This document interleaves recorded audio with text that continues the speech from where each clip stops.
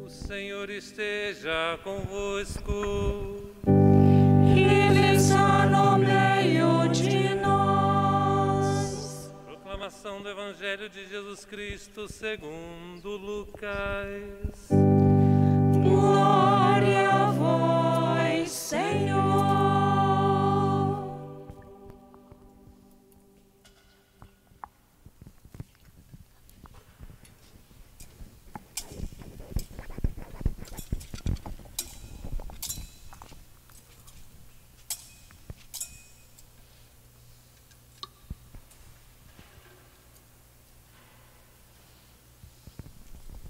Naquele tempo, Jesus, cheio do Espírito Santo, voltou do Jordão e no deserto ele era guiado pelo Espírito.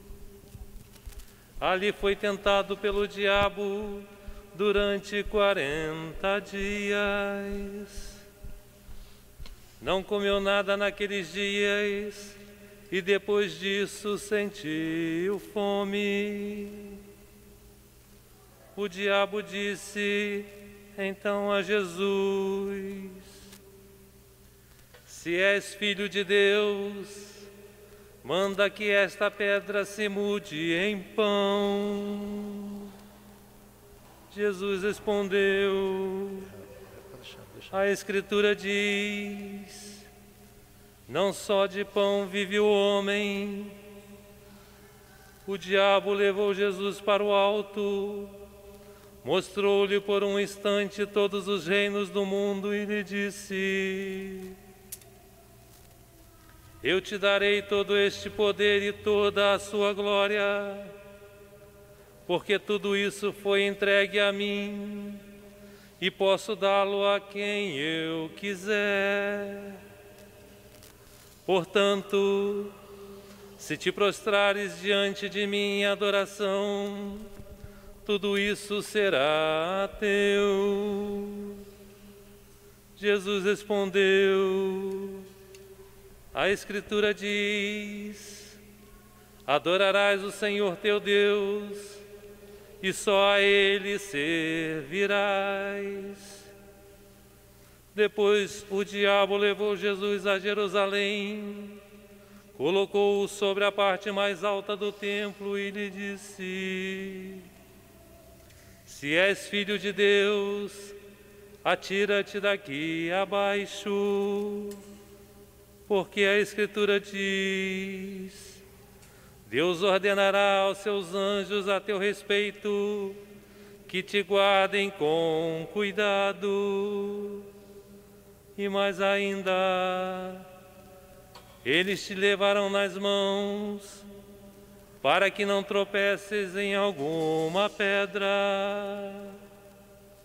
Jesus, porém, respondeu: a Escritura diz: não tentarás o Senhor teu Deus. Terminada toda a tentação, o diabo afastou-se de Jesus para retornar no tempo oportuno.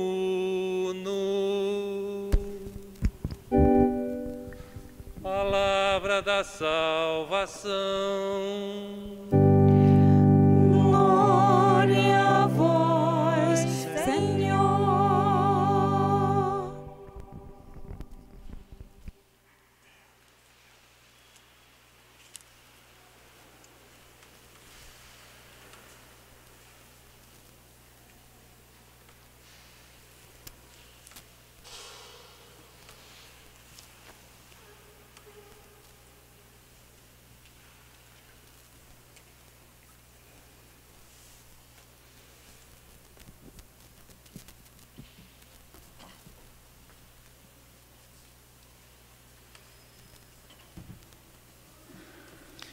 Estimado Padre Adenilson, Padre Pedro Paulo, Diácono Marquinho, desejo também cumprimentar os queridos irmãos e irmãs que vieram participar conosco da graça desta celebração, quando nós abrimos hoje, de um modo solene e com coração contrito e humilde, esse tempo da Quaresma, Desejo também ainda cumprimentar os queridos irmãos e irmãs que nos acompanham através das redes sociais.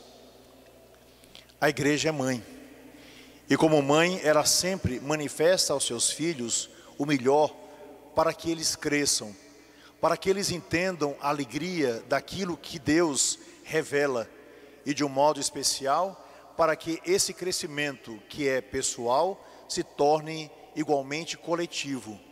O bem que nós desejamos para a nossa vida é o bem também que nós devemos desejar para a vida daqueles que estão à nossa frente.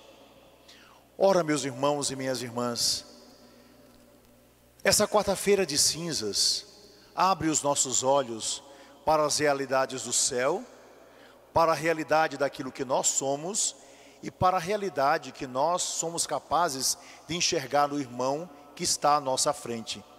São 3 caminhos fundamentais para que nós possamos viver bem esse tempo e, naturalmente, desejar que Deus, pelo seu amor e pela sua misericórdia, transforme a nossa vida, para que desse modo nós sejamos colaboradores da vida que desejamos ver transformada em todo o mundo. Como disse, 3 pontos fundamentais. A quaresma nos faz olhar para o céu, olhar para Deus. E a forma como nós temos de entender a vida de Deus em nossa própria vida é através de uma profunda oração. A oração pode ser vocal, aquela que nós geralmente utilizamos quando manifestamos o nosso coração como filhos e filhas que somos diante do Senhor. Mas também a oração, como diziam os antigos, é contemplação de tudo aquilo que está à nossa frente, de tudo aquilo que está ao nosso lado, de tudo aquilo que é obra de Deus em nossa vida. Sim, nós rezamos através dos lábios, mas também rezamos através de uma vida silenciosa. Nós rezamos quando, olhando para nós mesmos, fazemos a questão de manifestar a graça de Deus através da nossa existência. Rezamos quando contemplamos o belo.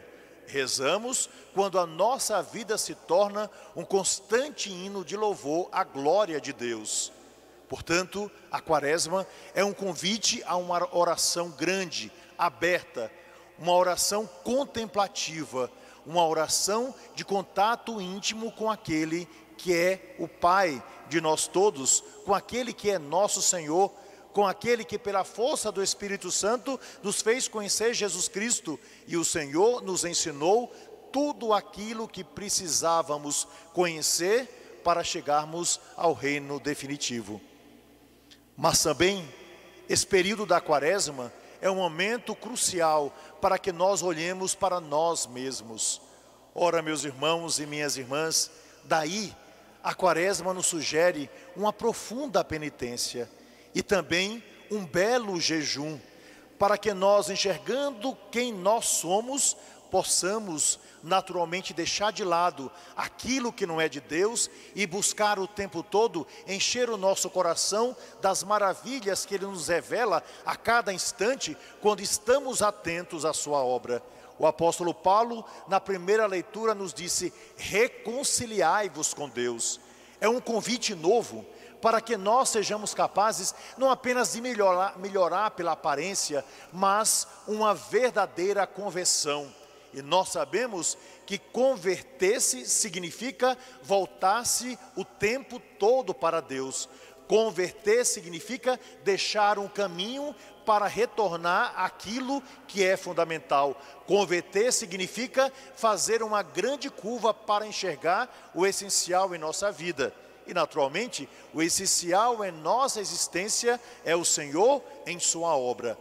Assim, nós que estamos sempre propícios para olhar a vida dos outros, nós que estamos sempre dando like ou dislike para aqueles que nos apresentam, talvez até a fantasia da sua existência, nós que estamos acostumados ao gostei e ao não gostei, agora, nesse tempo da quaresma, é fundamental que, ao invés de percebermos a vida do outro, que é fundamental, percebamos também profundamente a nossa existência.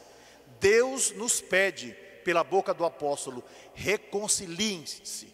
Ou seja, seja capaz de transformar o seu coração em algo novo. Você não foi feito para viver pela metade. Nenhum de nós pode viver a mediocridade de uma vida que resultará, na verdade, em uma perdição daquilo que Deus nos deu para viver de bom, escolhendo aquilo que é ruim.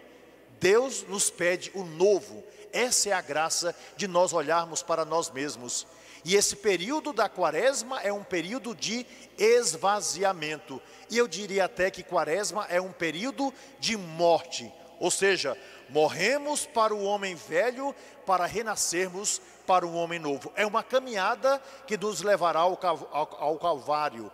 É um período em que nós, deixando de lado aquilo que não serve, colocando-nos como árvores que pede que nós tiremos delas as ervas daninhas que pode levá-las à morte, nós também desejamos tirar de nós a carga do pecado que nos impede de enxergar o belo, que nos impede de enxergar a Deus, e nos impede de enxergar nós mesmos, e que nos impede de enxergar os irmãos.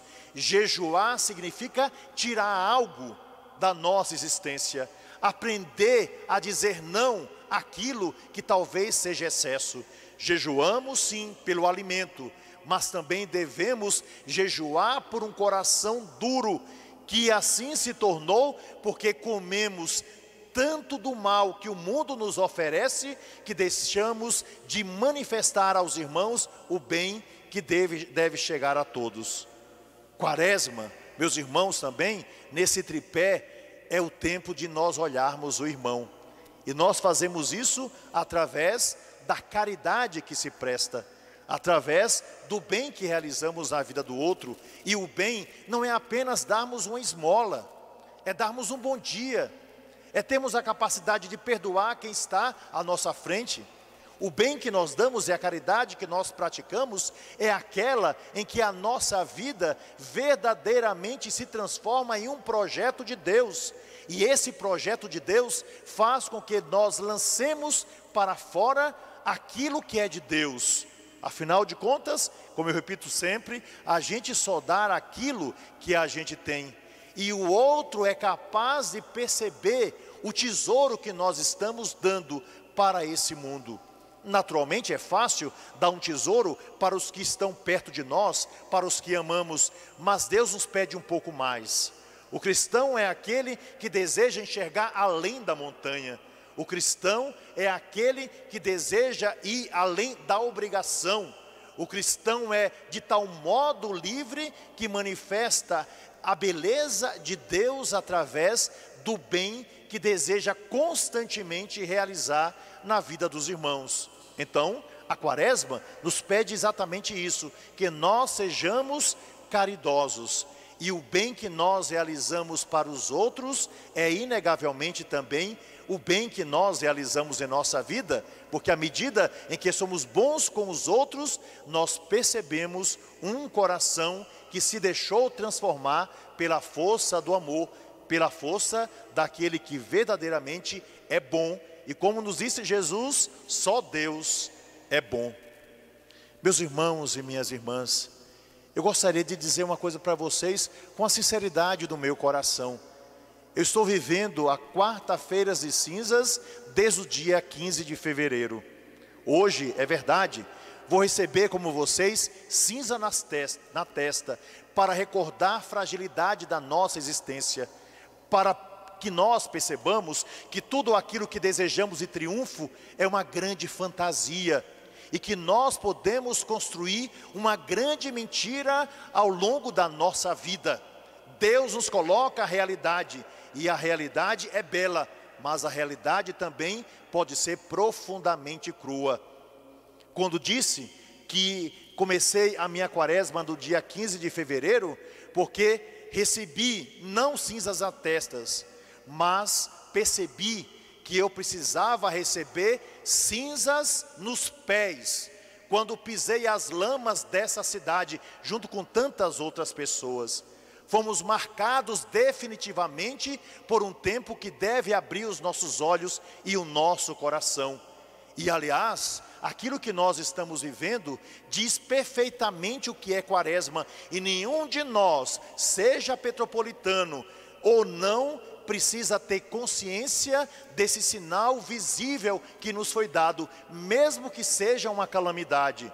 Sim, meus irmãos e minhas irmãs, eu vi a oração, o rosto desse povo profundamente maltratado. Em nenhum momento, convivendo com tantas pessoas durante essas 2 semanas, eu vi, como esse povo tem fé. Em nenhum momento ouvi alguém que dissesse: por que é que Deus fez isso? Por que é que Deus fez desmoronar sobre nós essa chuva? Por que é que Deus quis essas coisas? Muito pelo contrário, aqueles que foram mais massacrados, aqueles que perderam tudo, não se esqueceram de dizer o tempo todo: Deus é bom, Deus sabe de tudo, nós vamos recomeçar, estou vivo, e vou entregar os meus a Deus, pertencem a Deus, para Deus foram. Ou seja, uma profunda vida de fé que se manifesta no coração dos mais simples, quando eles percebem que perderam tudo, mas ficaram com o essencial, que é Deus. E eles sabem que Deus não os desamparará por aquilo que os homens fizeram com eles, quando possibilitaram que, por dificuldades tantas, subissem as encostas. Também a minha quaresma começou no dia 15 de fevereiro, porque vi a capacidade da caridade dos irmãos que se multiplicaram pelo bem dos outros. É verdade, uma enxurrada de água foi lançada sobre Petrópolis, mas uma enxurrada de solidariedade se manifestou nessa cidade. Eis a grande graça, o coração da gente que é capaz de tirar de si para oferecer para aquele que mais necessita. E foi exatamente essa graça que nós vimos. Não faltou esmola, não faltou solidariedade, não faltou uma boa palavra, não faltou na vida dos homens e mulheres o desejo de colaborar, mesmo que fosse com o mínimo, para que o irmão tivesse, naturalmente, aquilo que é essencial. E naquele ponto importante que eu disse, que é colocar um espelho diante de nós mesmos, que é um tempo de quaresma, também assim nós podemos enxergar o que aconteceu. Afinal de contas, ali está a fragilidade da vida. Basta uma chuva para nos levar mais de 240 pessoas. Basta uma chuva para que nós estejamos com diversos corpos lá no IML. Basta uma chuva, um instante. E é nesse ponto que Jesus nos diz o essencial: estai preparados, porque não sabeis nem o dia e nem a hora. Portanto, precisamos perceber o quanto nós somos frágeis. Essa calamidade, deve abrir os nossos olhos para dizer: fazemos parte de um único corpo, somos filhos de um único Pai, vivemos a mesma história, sorrimos juntos, devemos chorar juntos. Hoje temos, amanhã pode ser tirado tudo, não por Deus, mas pela natureza que nunca perdoa. E é essa graça que nós temos de saber que unidos podemos superar toda a realidade, porque aquilo que aconteceu manifestou um verdadeiro tempo da quaresma, pela solidariedade, pela oração, pelo testemunho, pelo desejo de tirar tudo de si para manifestar o melhor na vida daqueles que clamam pela nossa presença. Eis a graça que nós não podemos perder. Mas, meus irmãos e minhas irmãs, concluindo o que devo dizer, eu gostaria também de manifestar um desejo da Igreja do Brasil, que é fazer com que nós olhemos por um ponto fundamental da nossa vida e da nossa história, que nós estamos lutando já há tanto tempo para ver manifestado entre os nossos e os distantes, ou seja, educação. Eis aí o ponto fundamental. A campanha da fraternidade desse ano nos fala exatamente sobre isso, sobre a educação e fraternidade, mas uma educação que se torna diferente. A igreja propõe ao mundo, principalmente ao Brasil, uma educação que seja integral, uma educação que não roube dos nossos filhos aquilo que é essencial, que não tire deles Deus, que não tire deles o essencial, que não macule o coração daqueles que devem aprender a olhar para o céu para depois transformar a terra. A campanha da fraternidade desse ano abre os nossos olhos para um problema endêmico no Brasil, que é a exclusão.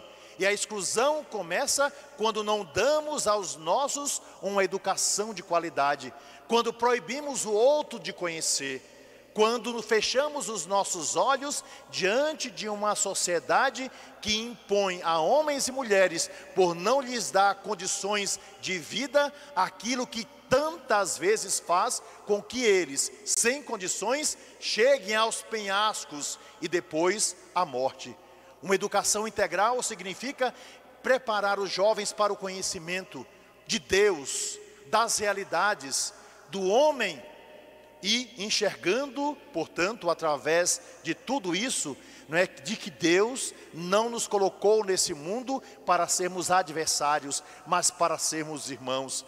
Não uma educação competitiva, mas uma educação de conciliação, uma educação que verdadeiramente gere na vida de todas as pessoas uma felicidade que o fará construir em sua própria vida esse novo reino trazido por Jesus. Ou seja, olhando para o céu, transformar a terra.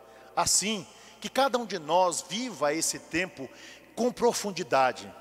Que nenhum de nós imagine que pode viver uma quaresma pela metade. Que as lembranças de tudo aquilo que está acontecendo ao nosso lado nos faça recordar da obra de Deus, porque o inimigo, como nós ouvimos no Evangelho, está sempre querendo macular a humanidade.